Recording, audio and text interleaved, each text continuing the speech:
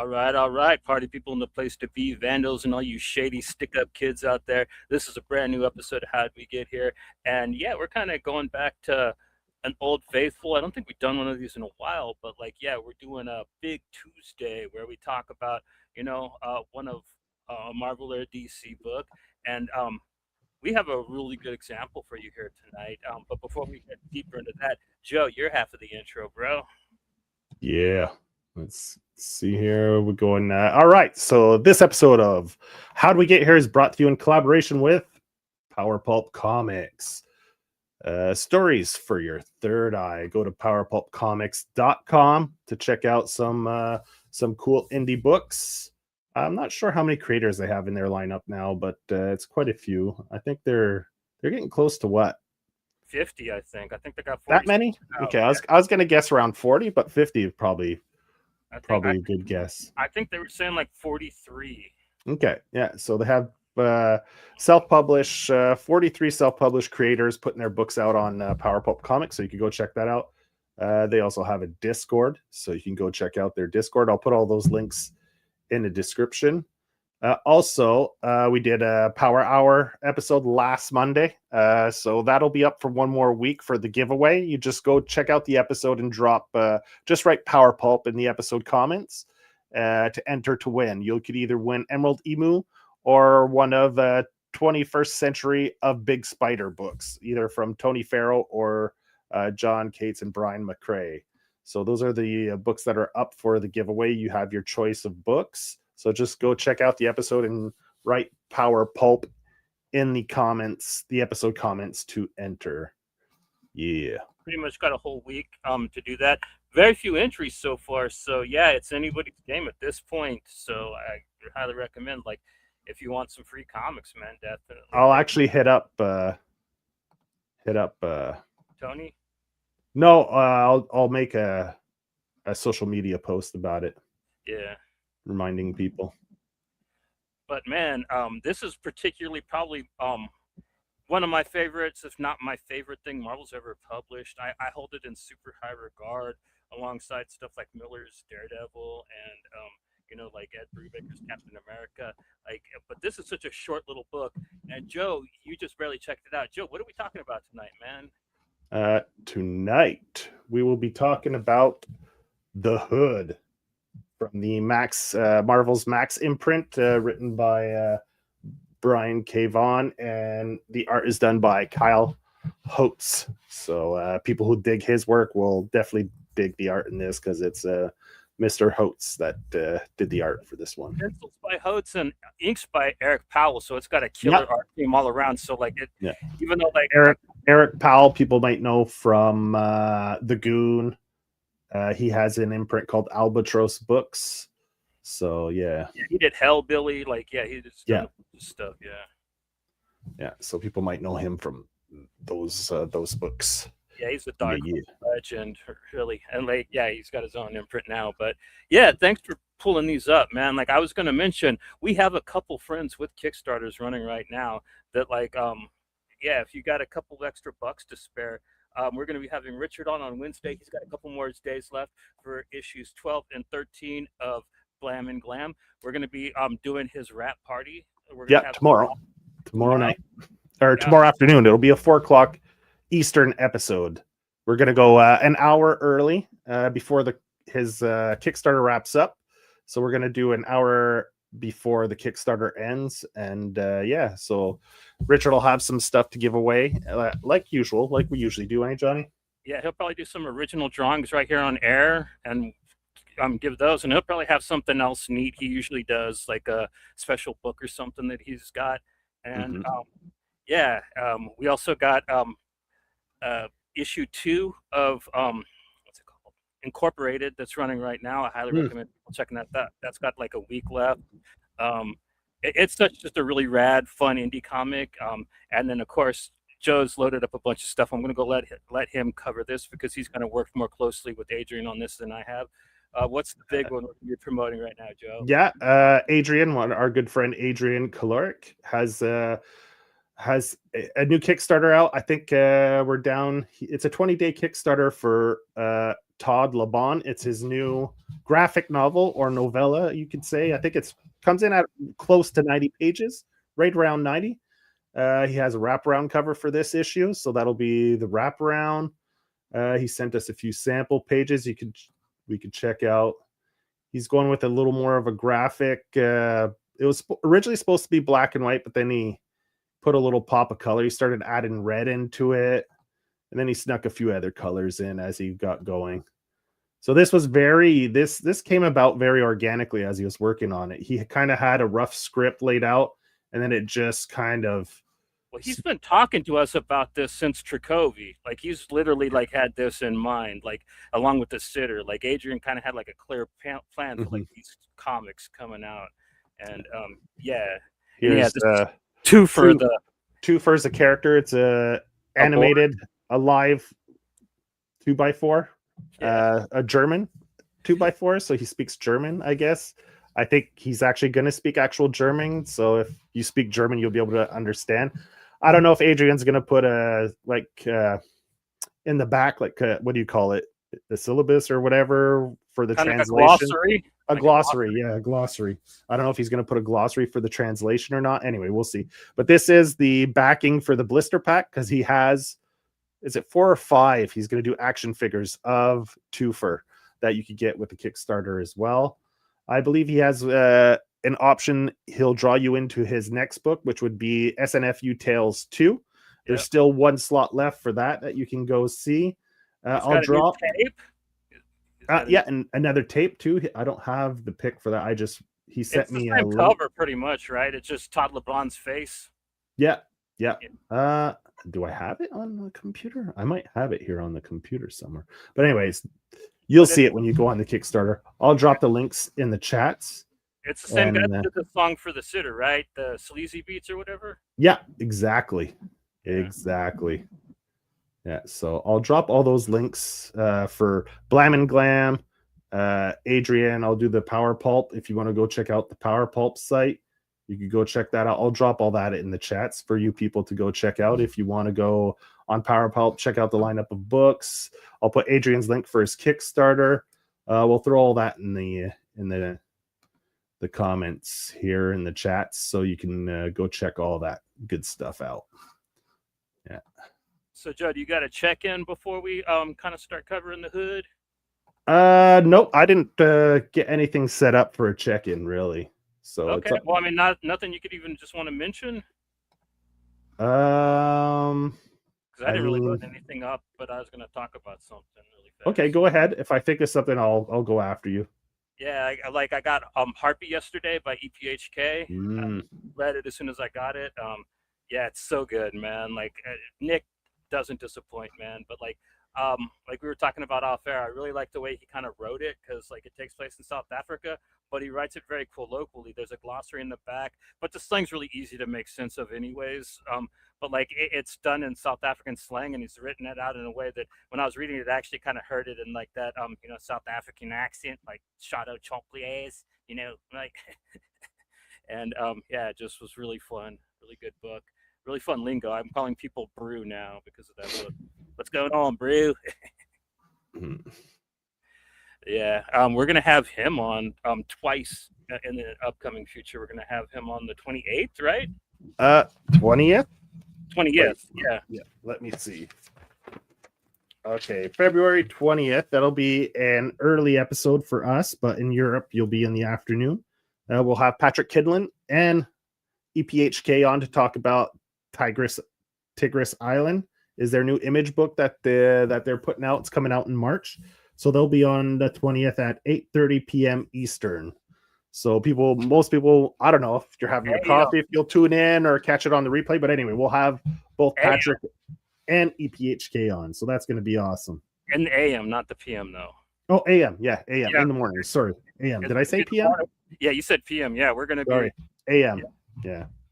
Johnny's dreaded morning episodes that he loves. Well, I mean, for these two, I'll do it, man. You know what I mean? Yeah. So we'll have them on to talk February about that. February 20th, we're gonna have Nick on by himself, and we're just gonna talk mostly about March. March. That's what I meant. Yeah. March. Yeah. March 8th. 8th. Yeah, we're gonna have him on and talk about Heartbeat. Heartbeat, and he gave me some news. I don't know if he's going to be able to say anything about it on the air, but I hope he will. Like, it's really exciting stuff. There's going to be a lot more EPHK this year. Just he kind of let me know that. So yeah. It was originally supposed to be an AM episode, but it's in negotiations to turn it into maybe a lunchtime episode or early afternoon. Yeah, that one. Because he said he wouldn't mind changing the time slot. So we have to figure out the time slot, but it's definitely on the 8th, Sunday. Well, because Patrick's in England, right? And Nick is in France. Well, he's touring Europe right now. I think they're on tour with Deftones or some shit like that. I'm not sure.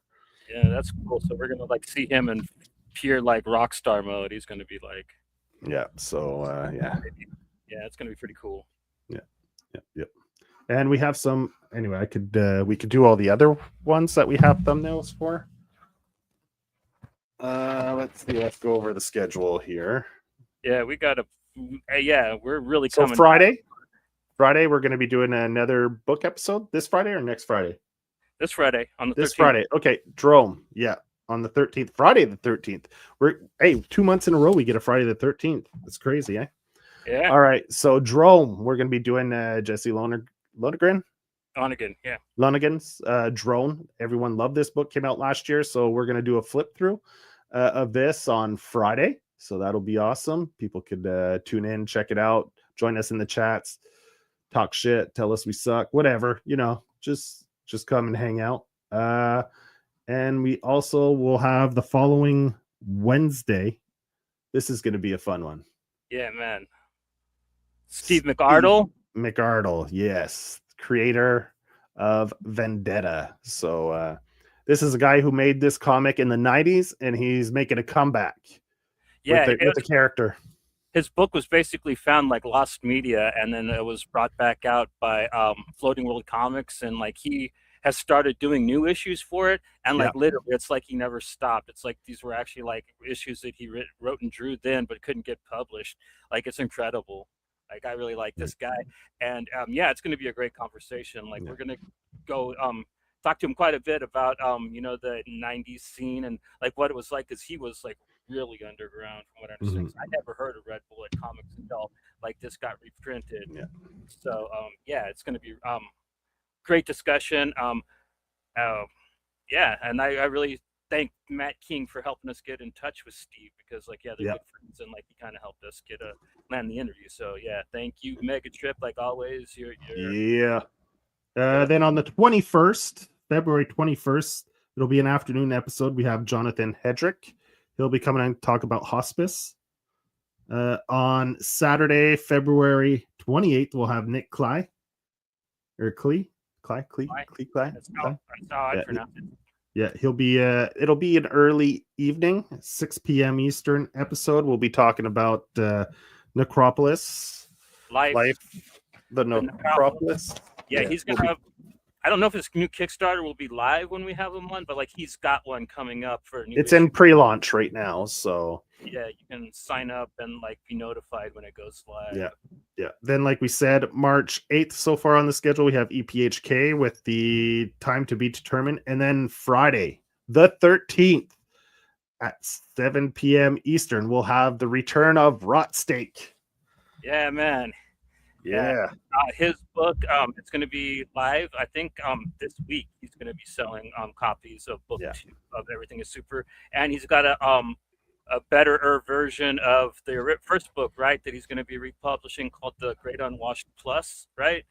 Quote on the back of it. We were chatting, and he might just call it More Gooder, because I was laughing. Gooder? Okay. Yeah, because I was laughing when he wrote that. He's like, maybe I'll just call it that. I was like, it fits the vibe anyway. Yeah, sounds like something Lloyd would say, Yeah.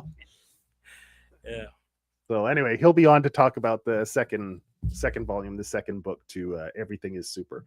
That's what we have on the docket for now, with other things in the works. So as as we get new stuff lined up, we'll let you guys know as we go through. We'll definitely have to hit up Matt and try to get a bootleg episode with him and talk about Tales to Enlighten. That'll probably be one of our next Power Hour episodes, and we'll have a giveaway.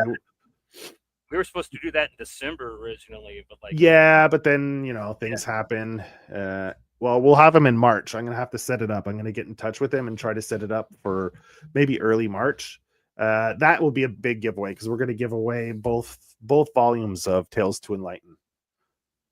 We'll be doing one, and he'll be donating volume 2 for the giveaway. So the 2 biggest books on Power Pulp will be up for the giveaway. Yeah, they're how big a piece? About 300 pages. About no, they're bigger than 300 pages. They're like New York phone. 600. Yeah, something like that. They're like 500 pages. They're like because Harpy's like a 300-page book, and it's nice and thick, but like I don't know, unless he's got thicker paper and Tales to Enlighten. He might. Shit. Do I have it on the shelf? They're huge books, and that's like a $120 value, right? They're about $50 a piece, right? Close to that, yeah. So it's close to $100 worth of comics. Anyway, I don't have it. I can't spot it on the shelf, but anyway. That'll be one of the giveaways for our next Power Hour. And like I said, for the other one, for last Power Hour that we did last Monday, you have another week. So I'll do a reminder on socials probably for the weekend. Remind people this week or maybe in the middle of the week. We're almost already in the middle of the week tomorrow. So I'll probably do a post tomorrow to remind people to go enter for this one. Yeah. All right. So that's pretty much... that's the roundup of all the shit we got going on. Yeah, man. We're going to be busy, but like that's what we like. We've been gone for a while, so hell yeah, we're here to entertain. Yeah. All right. So let's get to the good stuff. We're doing Big Tuesday. First one in how long? I think 2 years or a year. Yeah. I had to go a far way back to find the last one to see how I titled it. So yeah, we went back. We had 2 Sunday Spanks, and like we owe a Batman episode. Yeah, because you promised we'd do a Batman episode once we hit 1,000 subscribers. Yeah, so we're probably gonna do Big Chungus Batman since Joe and I both read it recently. Oh, you got it? You picked it up? Yeah, I got the trade. Did you get the annual with Daniel Warren Johnson? No, I just got the trade. Because they reprinted the annual, you could pick it up. I think it's in like the 2nd or 3rd printing or something. Okay. Because that might be good. I haven't read it yet. I picked it up. It might be in there. I didn't read it. I just got it this week with my Avengers versus Aliens and yeah, that's one. If you like that, read it. We could do a Big 2 episode on that, a more recent book. Ish. Anyway, yeah. All right. Let's get to the good stuff here. There we go. All right. I'll bring my mic this way a little bit. Perfect. All right. So we have the Hood. I got the hardcover version. So I'll get rid of the dust jacket. Dust jacket. Yeah. It'll just be easier. There we go. Nice little hardcover. Nice embossed titling. Foiled too. You can see it's got the foil. Pretty cool. All right. Nice red pages for when you hit Kyle up at a con. You can have him do a remark or a sketch or something. The Hood. All right. Blood from Stones. Yeah. This is probably when I really started taking stock of Brian K Vaughan's name. Like I knew of Why the Last Man. I wasn't quite reading it yet, even though I was into like everything Vertigo was doing. It just seemed a little too modern. But like this really changed my mind. I think this was the first thing of his I actually read. And God damn, like his name's a stamp of excellence in my opinion. You can't get much better than BKV in my opinion. No, like he's one that I followed for years and he's never disappointed. No. So you have Brian K Vaughan, like we said, pencils, Kyle Hotz, inks, Eric Powell, the man, colors, Avalon Studios, Brian Halberline, letters, Randy Gentile and Dave Sharp. Cover colors, Jose Villarrubia, assistant editors, Mark Sumarek, Jeff Youngquist, and Andy Schmidt. Editor, Tom Brevoort. Well, you can anyway. I won't go over the whole thing here. Yeah. But yeah. Anyway, those are your credit page. Woo! That's the cover for issue 1. I love that cover. Yeah, I got it on my wall. Good stuff. Man. Oh yeah. Yeah. Nice. Yeah, this is the story of Parker Robbins, and Parker is not your typical Marvel protagonist, man. And that's why I love this book. He is not a good person. He's not evil, but like he is not a good person. Like people could categorize him as what? A douche, a slime ball. Yeah, well, him and his cousin John start off as stick-up kids, man. Like they just run around robbing. You know, that's kind of how they make ends meet. And this is him meeting his mom. She's kind of comatose in some way. They never really describe it. Like basically his dad put her like that. And like he's always comes and visits her and tells her some bullshit story about like how he's in school or yeah. And then like this orderly gives him shit, and like this is how you find out like how like brutal Parker can be. Like he just like turns it on really fast, pulls out his knife and starts, you know, don't make me use this, man. And then this fucking splash here, man. Like the credit page. Oh man, this is when I really fell in love with the comic. I didn't even get to where they showed the hood or anything yet. Just how that looked, man. The way that like they did New York City, just for a anti-hero book, like they just nailed the look, they nailed the tone. I mean, like if you're looking for something that's just pure gritty, like man, you can't do much better than this book. And yeah, here's him and his cousin John. They're meeting up. They're to cover their job tonight. They're gonna go and do this big hit. Little heist. Yeah. And then there's this Hydra guy in the bar, and he's trying to hire terrorists and shit. And this is right after 9/11. This book came out in 2002. So like they take the Hydra guy outside and they beat the shit out of him for being a terrorist. It's great, man. They give him they make him look very European with the turtleneck and the little face. They make him look Swedish or something like that. Scandinavian. I'm from Hydra. Because Hydra's what? Are they supposed to be German? What are they? They're from all over the place, man. They're just they're just evil, you know, an evil organization like Spectre or something like that. Yeah, then you get to see him with his lady friend. Yeah, his one lady friend, the one that he like spends. We'll get to it. We'll get to that part. Yeah. So you see him with his lady friend, right? And you're like, oh, okay, he's whatever, you know, it's normal. He's an adult. But he goes back home and look. This is where the slime ball, like you really see how much of a fucking slime ball he is. Yeah. He's hooking up with this escort or I don't know, whatever she is, and while his pregnant girlfriend's at home. Well, doesn't he talk about paying her, right? So like, yeah, she's a escort lady of the night. Yeah, she's a lady of the night. Exactly. Yeah. So he's the same thing. Sweet talks his lady while she's at home carrying that extra weight.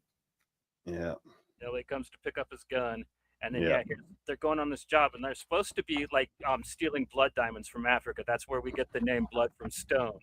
Yeah. But like when they get there, there's this crazy fucking occult ritual like set up. There's nothing really going on, and like, they're just all creeped out. Then when all of a sudden, like, rah, this crazy ass demon just sneaks up on them. Yeah, it's pretty cool. I love the design, like almost like like part demon, part mechanical. Like the hand, you see, it's got like the gears and the joints. Yeah, it's pretty cool. So his cousin's like, I'm fucked, and then blah blah blah. Does a lot of that. Yeah. And so like there's no blood or there's no bloodstones and stuff. So instead of like wanting to go home empty, Parker decides that he's going to take the demon's boots and the cape. Yeah. Like, yeah. So he doesn't get anything. So he gets something out of the deal, which ends up being quite fortuitous for him. Yeah. This is fun. I like that. All the candles are out, then whoosh. Yeah, they all nice little panel layouts there, the two. Yeah. Yeah, Hotz is a master of horror, man. Like he is so good. Like even though this isn't really a horror book, like he puts that tone into it, even though like it does have like demons and stuff. It's kind of blends the line, I guess, because it's very gory all the way through. Yeah, it has it's a vigilante. Well, I wouldn't even call it vigilante because he's not a vigilante, right? He's just like an anti-hero. He's just anti-hero. Yeah, he ends up looking better than the bad guy, like slightly. slightly. Yeah, yeah, yeah. So here's And in the alleyway, gets into it. Yeah, he gets stuck up by other stick-up kids, and they take it. He takes off one of his shoes because like they were going to steal his nice shoes. So he throws it at him and pegs one of them in the eye. So while he's running away, he puts on one of the demon's boots, and he realizes like if he runs with the demon's boots on, he can float. Yeah, that's a beautiful panel there with the buildings. Nice angles, brings it all together. Beautiful panel layout right there. I like that. Yeah. Yeah, much like Paul Pope, it's got a very silent movie look to it. And yeah, here we get introduced to like our villains who are borrowed from Daredevil and Spider-Man quite coolly. Like we have the Golem, who is kind of like third string Kingpin. Like they borrowed him and used him very well in this series. And then like I think they created Lady Rapier, who is like his bullseye kind of. Yeah. But we get some more Spider-Man villains later on, and they kind of steal the show in the book, in my opinion. I love the design of this guy. You know, he's got the muscles, but he still has a gut. So he has a six-pack over the little bit of a beer gut. Makes me think of Chuck Liddell a little bit from back in the UFC days, you know?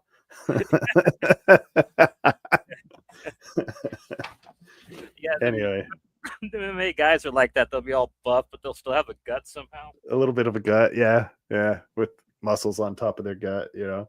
Yeah, so. It just shows how ruthless they are. Like he was like one of their main guys, and like I think he was supposed to be in charge of the job, and like yeah, he was stimming or some shit. Yeah, and they just show how they deal. She like just straight cuts his eyes out and leaves him screaming on the floor. Then they meet, him and his cousin meet back up, Parker. Yeah, but and he's at his window, all vampire style. Yeah, in the air. Great. That's a great splash page too. I'd love to see these in the black and whites, you know, it'd be pretty cool. Yeah, definitely.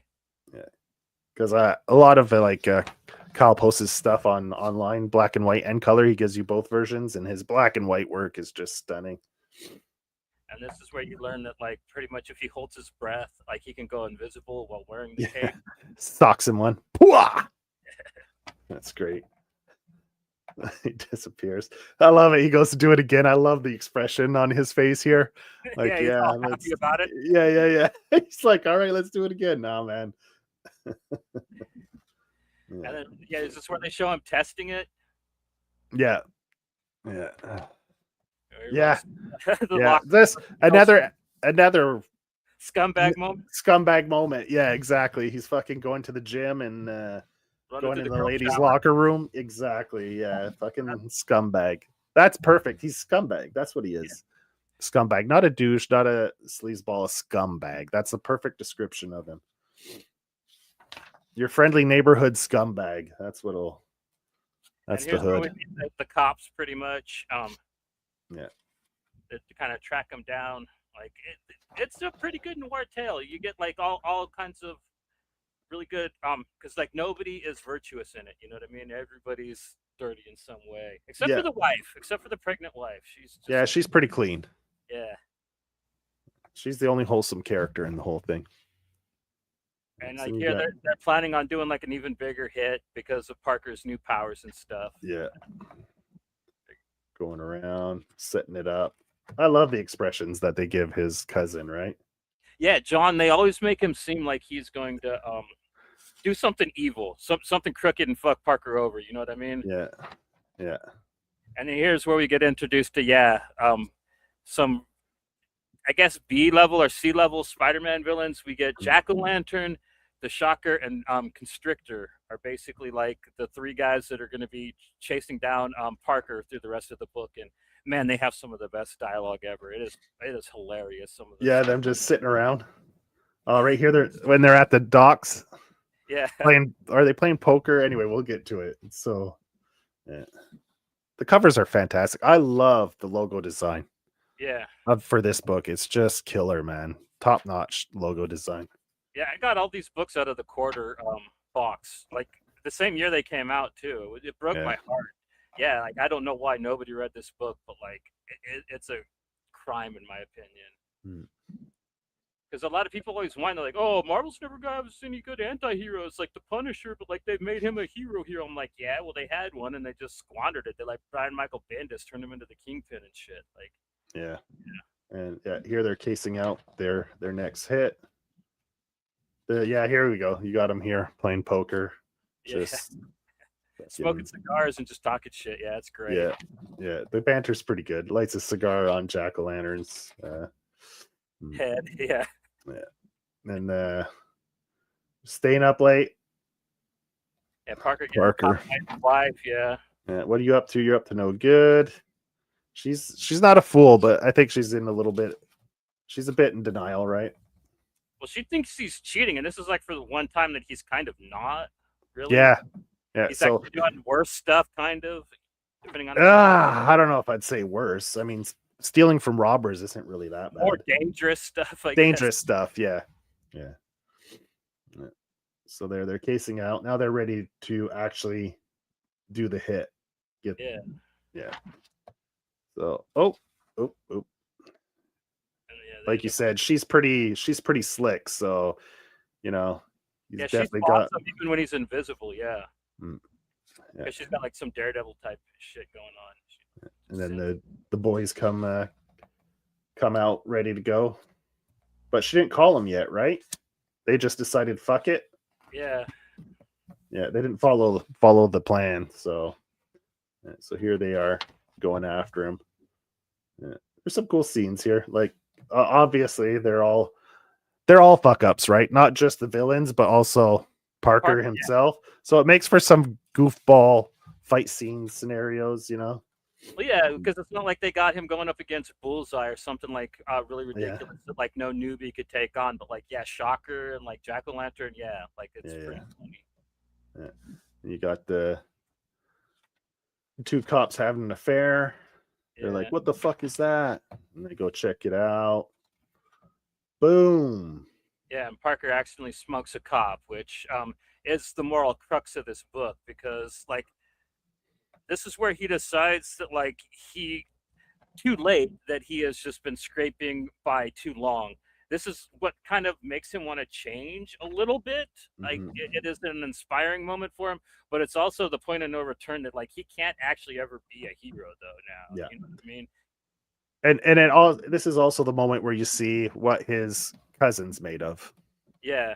Well, I mean, like he kind of just leaves him there anyways, though. What was John supposed to do? Like he knows that like he's a weak little dude, but no, but he helps him out. He could have just taken off when the shit got crazy, right? But he stayed and helped out his cousin. So hands up, they arrest him. Call in the FBI. FBI's 10 most wanted fugitives is Hood is one of them. Another great cover, issue 4. Yeah, that's probably my favorite cover of this series. Yeah, issue 4. Mm-hmm.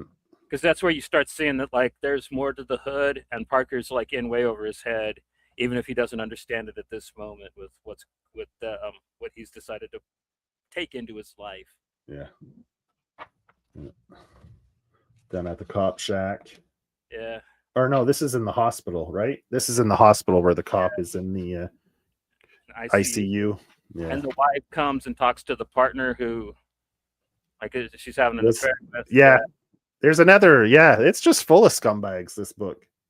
Like you said, there aren't too many good characters, right? Pretty much the pregnant girlfriend's one of the few. And there's Parker. He's hiding with the lady of the night. Lady of the night. Yeah.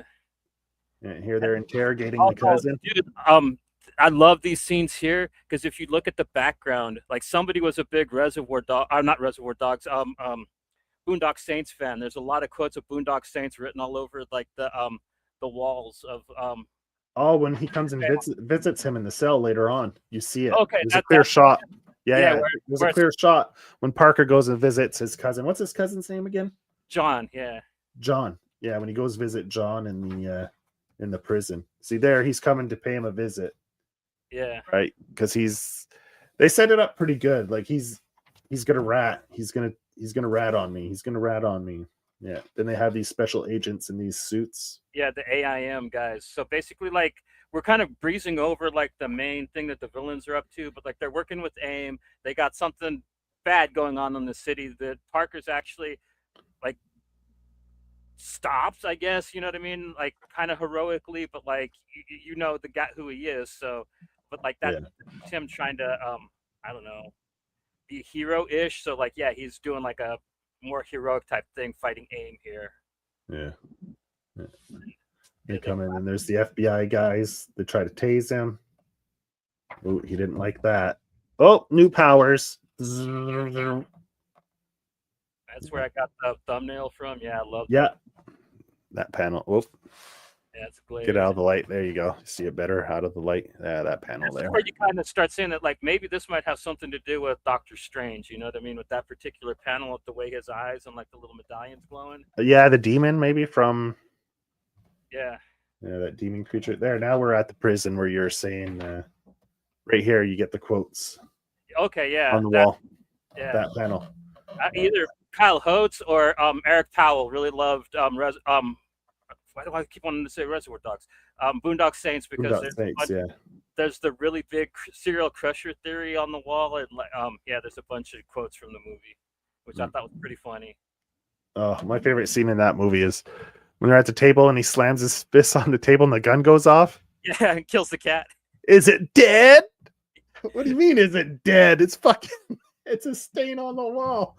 But yeah, this is pretty cool because, like, yeah, John tells him straight up that he ratted, and like he thinks that Parker's there to smoke him, and like Parker's just like, no, dude, I'm here to break you out, and John's just like, no, dude, like I gotta ride this out. They think I killed that cop, you know what I mean? Yeah. And, like, I gotta prove my innocence here. If I just run, like they'll find me and kill me. You know what I mean? Like I won't ever be free, type of thing. So he has a great character. I love that character moment for him. Yeah. Trying to see where his loyalties lie and stuff like that. Like the two of them, how tight they are. Like despite all their like shortcomings and flaws, like they've got each other's back, like brothers, you know. And this is where we start setting up because like the female cop, she's all guilty because of what she did. So now she's like on a collision course down to just murder Parker. So and then Parker's planning his big show against Madame Rapier and the Golem, which is soon coming up. Like this is a really great setup for like the main ending set piece, which I think is just wonderful, man. Like this book really is at home in my opinion. And this is him kind of coming to terms with his baby mama. He kind of tells her that like, yeah, I am a piece of shit. I've been fucking around, but I got to do this. And when I get back, I swear we'll talk. Kind of like this, kind of what we get here. Is, where he's not coming. I mean, he's coming around. You know what I mean? But not like not like in a family channel movie type of way. No. He's an extremely flawed character, right? Yeah, he is. Yeah, like he's a scumbag. You don't just not be a scumbag overnight. Yeah. But I mean, I think it handles it really well, like him kind of coming over. You know what I mean? Not becoming like a good guy either, but like. Yeah. Then he just happens to run into. Yeah, the dipshit. To the shocker at the pawn shop. Yeah. And they're all buddy. Like it's a great. Yeah. And yeah, dude, like, oh, just such good moody art, man. Like, yeah, this is him basically telling John the big plan. And like, you could get like, they call it the Parker Stevens or the Parker Robbins collection, and you could get the. Oh, I love this, man. When he shows up outside the window, shoots the guy in the dick, and comes in. And he blasts the window. Yeah, shoots the guy in the groin. Yeah. In the crotch. The other guy looking down. Like, oh, shit.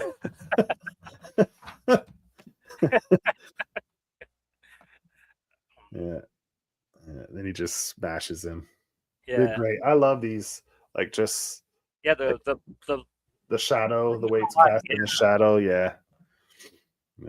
There's some great panels in this. It was good art. Kyle always does a good job with the art. And yeah, here's him, like he kind of hero time starts right now. He's got the Henry Rollins growing on. Hero time, shot. Like he kind of does what he's got to do, man. Like he goes, does a pretty good job too, in my opinion, for bullshit. And issue 6, the final issue. Mary, Johnny, you'll like this panel with all the few Yeah. of the classic monsters: Blue Lagoon, Frankenstein, or I think that's Frankenstein, but maybe Yeah. Wolfman there too. Yeah, is that the what's it called The the in New convention York? There, the costume shop, right? oh, that's the costume shop. Okay. Pretty sure. Yeah, that's where he gets the yeah, the Oh yeah, yeah. Okay, now yeah, I read it before Christmas, so I'm kind of I flipped through real quick, but look, I love the great facial expression there too. I love that. so he's He like was got a on the big phone. distraction that like he's planning. That's what the costume's for. And Yeah, yeah, pretty great. What he ends yeah, up playing with Madame Rapier here. yeah. Then you see, oh, he's not as big tough guy as you think he is. Like the moment where you realize the big bad guy is not the big bad guy. There's a bigger, badder guy that we don't know about. I'm pretty sure it's the Kingpin, but like I'm not sure. Possibly. I Yeah. think I think that they were planning on maybe bringing him in at some point if this book would have continued, like the way Fight that Daredevil. yeah, Yeah. or maybe Would have team been up. good. Yeah, or maybe like yeah, have him team up with the Punisher. Maybe I think Yeah. him going to hanging out with Frank a little bit might help Parker a little bit. Yeah. They seem to be, and yeah, they're at a theme park, a great I place. mean, Final how fight. how the fuck is he supposed to be like hideout? You can Yeah, see that fucker's head from a mile away. You know, you're like, oh, fucking jack o' lanterns over there and hiding behind that fucking it's bush or either him or Ghost Rider. Yeah, yeah, I know. It's like you can't be stealth. I'm sorry, he's just the wrong guy to hire if you want to be stealthy. Great panel down here, yeah, fighting with her. Yeah. and Mm, yeah, you think that she completely fucks up the hood when like yeah, he's like yeah, it's just so cool. He just hoodwinks her, mm. Now the doofuses are gonna come down. and then yeah, he gets her to put on the hood costume, and the female cop just smokes her, and like Yeah, the cops come to get their revenge. and Love that's this panel down here. and All the blood. That's how John ends up getting out of jail, and Parker gets kind of exonerated. Yeah, Yeah, dude, the that's like blood spatter. Love this panel. it reminds me of Fantastic. in Kira when the guy gets machine gunned at the beginning, Yeah, and you see his beautiful back getting panel. blown out like that. Yeah, and that's all. Like, I don't think he used any spatter on that. I think that's all. Like, Drawn in, I think it might. A lot of it might be drawn in. cool. It looks. Yeah, it's well done. Yeah, because that looks like it's all hand drawn. I don't think he used any kind of tools to do a spatter effect or anything. Yeah, then the cronies, the Three Stooges come along. And they just kind of like leave it at a truce. They're just like, fuck it, you know. Yeah, he just listen. I'll give you the diamonds if we'll call it even. Yeah. So basically, he gave up the diamonds to get his. It's a fair trade. Get his cousin off. Yeah. Great. He's a great character. I mean, Kyle must have had a blast drawing him, John. Yeah, Like yeah, he steals every panel he's in, right? The art, like John's character steals every panel he's in. The facial expressions, just everything. Yeah. Great character. Great facial expressions. yeah. I love Kyle Hotz's art, man. Like he's Yeah. got that sharpness to like his faces. You know what I mean? They're angular, but like he's got a roundness to his art at the same time, which is cool. You know what I mean? Like I like people that have like a they don't just try to be angular. Like they throw in shape too. You know, or like Yeah. roundness. Like Yeah, then you get the back. Yeah. yeah, The basically. the widowed to the cop. The widow to the cop. Now she's like Snow Wolf or something. She kind of becomes like a new White Fang. White Fang. Yeah, she's gonna hook up with Ethan Hawke. Yeah. Younger people won't know that reference. Oh, was he in a White Fang movie? Oh yeah, that was Yeah, him. with the wolf or the Huskies or whatever the fuck it was. Was that what the where the riding around in the snow? What's that called? Sled dogging or? Yeah, White Fang. Yeah, exactly. Yeah, with Ethan Hawke. Yeah, and then they bring back the shit to the guy. Yeah. And then at the very end, we see the demon waking back up saying, Parker! which hopefully Yeah. means he's going to go after Spider-Man. Yeah. Yeah, because he does have a bit of a hobgoblin look. And here's him kind of actually telling his mom the truth, the final ending.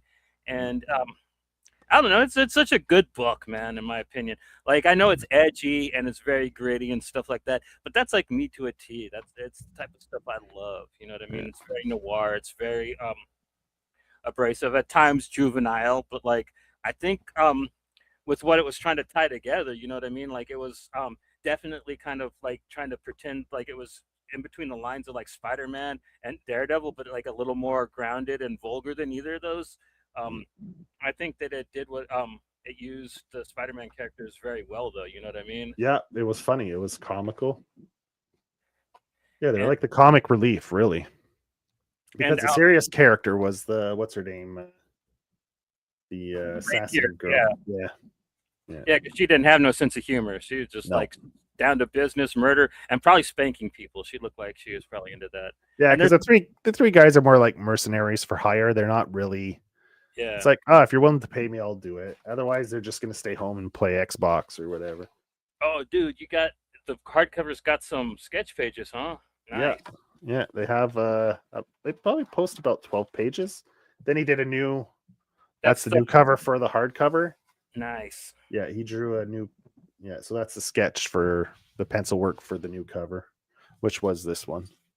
And Kyle Hotz, he's a wonderful follow on Instagram. If you haven't don't follow him, it's he's just Kyle Hotz on there, and Mm.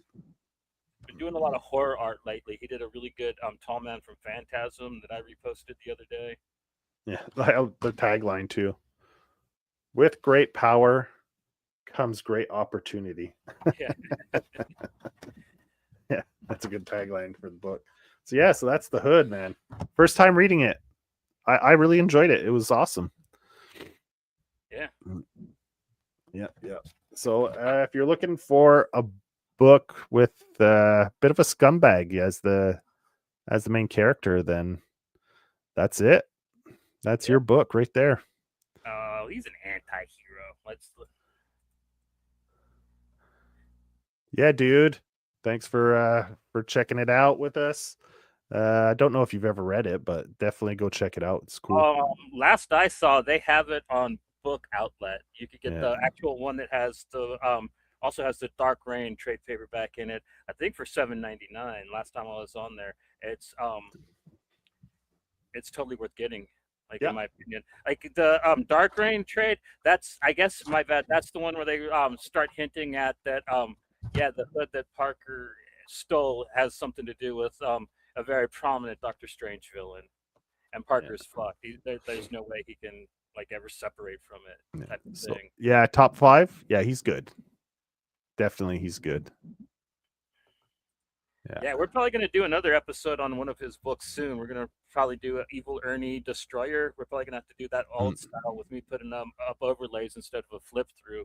Because, Yeah. I mean, I have the single issues, but I don't have a camera. It's too bad that I'd love to see him work on a book where he has no deadline. Just here, this is the project. Take the time you want. Because his cover work is just all the detail he puts in it. It'd be amazing to see a full story done where he just doesn't have like deadline. Just do your thing, man. Like make every fucking page like his covers he does. There's a book he did for Max called Zombie that seemed that way. Yeah. Yeah. I think What? that he wrote most of that one too. I think that was kind of him doing. Okay. Mosaic. Mosaic by Hotz. No, I haven't. Is that a religious book that he did? Like, I remember, what was that guy, Chad, who was like a hella big fan of us when we first started? Like, he would always, yeah, the guy that went all fucking The Chad, yeah, back on us. Yeah, that guy. Yeah. I remember him telling us about like Kyle Hotz did some Bible book once, or did art for like a Bible book, which would be maybe cool. that's it. Maybe it's Mosaic. Is that it? Mosaic? Is it kind of religious or? Here, I'll look it up real quick while. It's the Crow meets Blade Runner. Okay. Okay, that sounds interesting. I got a lot of his stuff. Like, I got one that he did called The Agency with think it was Dwayne's. Not Dwayne Sisransky, Oh, it looks cool. but dice art. Yeah.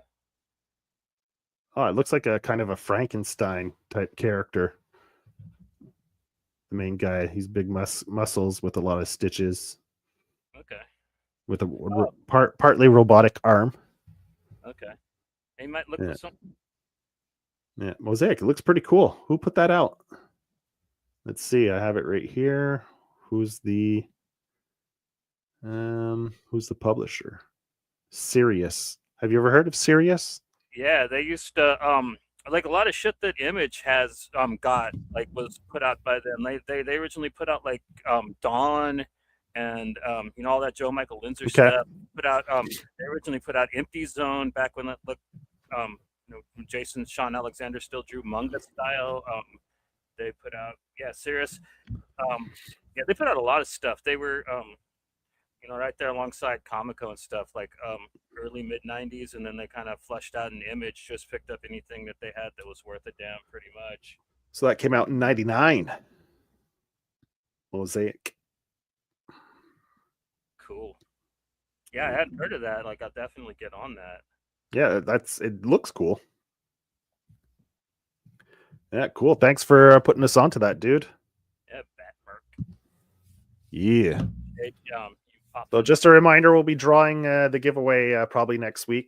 We're going to leave it up for one more week. So I know your name's going to be in it twice because you dropped the Power Pulp in the chat. So you have a good chance of winning. So far, it's been, we have 6 entries so far. So yeah, I think maybe about that.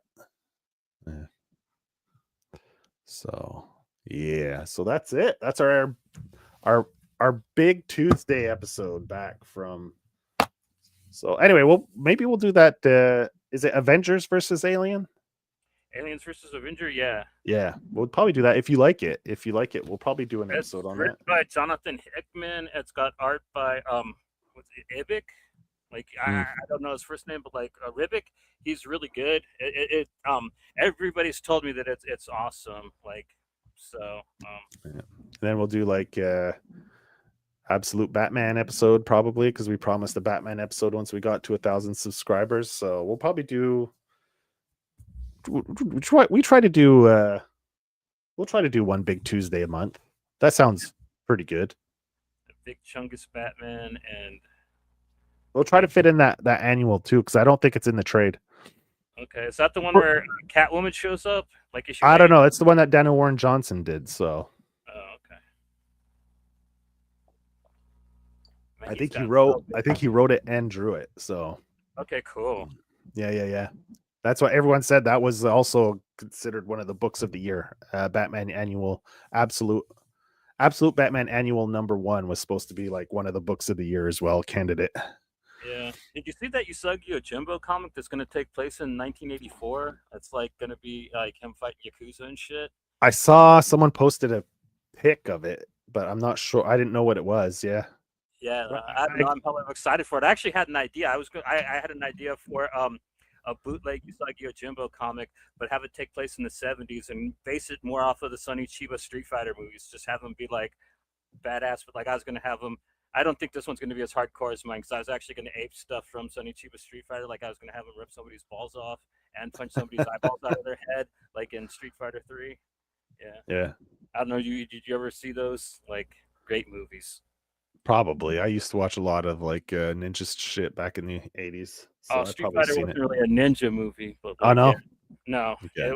He was just like a badass that like in the hood. It was kind of more of like an exploitation film. Yeah, well, back in the VHS days there, I rented a lot of stuff. So I might have seen it. It's kind of like Superfly, but with more kung fu. Yeah, it's from the 70s, you said?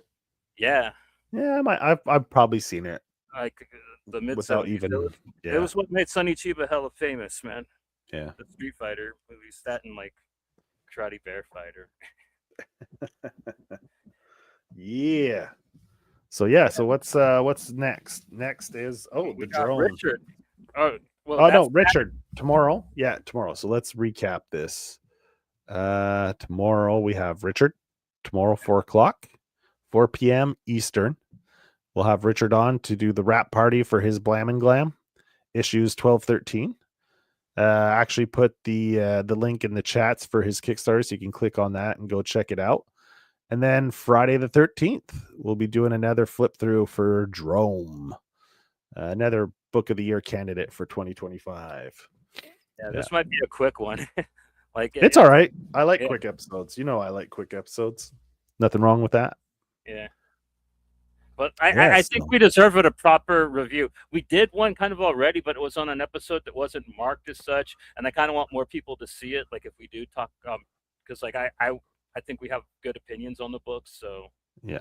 Well, it's good. Dean was on because he liked it, so we briefly talked about it. We didn't go into deep details or anything. So yeah, so we'll go into a little deeper on it. Yeah. So cool. That's what's coming up for the rest of the week. Thanks for. Bat Mert, man. Thanks for being in the chats. Pleasure talking to you. And so we'll see you either tomorrow or Friday, man. It's outro time.